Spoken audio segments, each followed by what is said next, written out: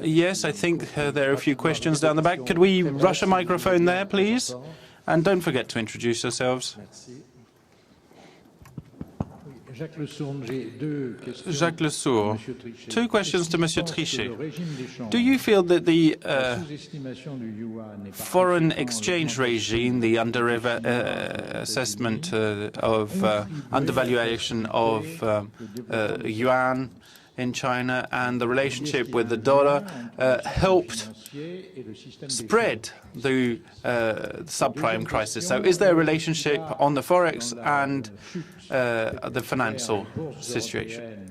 Second question, after the frightful drop on the European markets yesterday, is there a role that we can identify having been played by the large pension funds from America who have major investments in the large companies in the CAC 40 and similar indices across Europe? Yes, thank you for that question.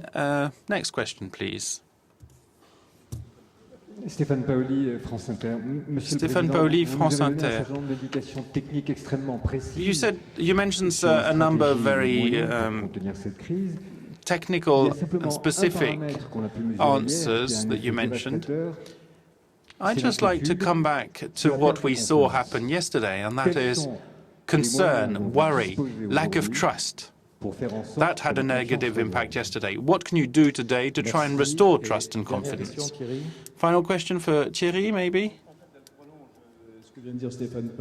Yes, I'd like to pick up on what Stéphane Paoli has said. As you know, Jean-Claude, I have been a great admirer of yours over the last 20 years, and we have to pay tribute to what you have done in the course of your international career and at the heart of this crisis. I think that the European Central Bank, under your chairmanship, has shown its credibility. But I think that Stéphane Paoli has put his finger on it. There does seem to be a sense of panic taking over the markets.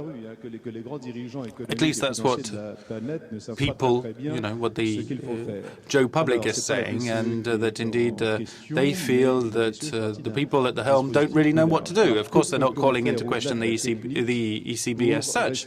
But what can we do over and beyond the practical modalities, the technical modalities, to restore confidence, or the public's confidence, rather?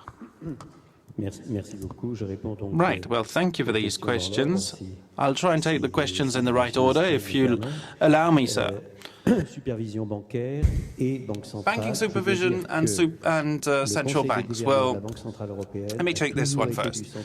The Council of Governors of the Central Bank, the European Central Bank, has always felt that there needed to be a close relationship between banking supervision and the central bank.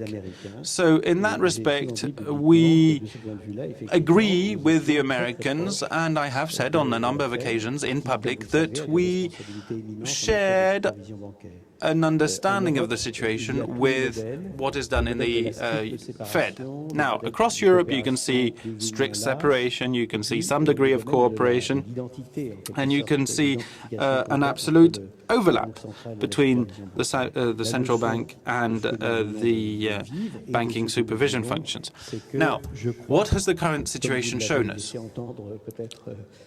I think it shows us that what we are advocating, the combination of the two, seems to be most relevant in this time of turmoil. The relationship between risk and safety, I think, is almost a philosophical question. It's a very relevant issue indeed. And when I focused on reducing procyclicality in the domestic economies and on the global economy, the real economy and the financial economy, of course, react and is based on this need for safety that human beings have. But it also focuses on the fact that by reducing volatility and by reducing cycles of boom and bust, you in fact improve over the long run the prospects of wealth and restore confidence. I think there's always a price to pay when there's too much volatility and too much procyclicality. Now, I'd like to share a general thought also with you. You have to realize, of course, that it takes great courage not to give in to what everyone is asking of you in the boom period. People always want you to let the boom, lead its own life in a way. And conversely, in the downturn, people expect you to be extremely active.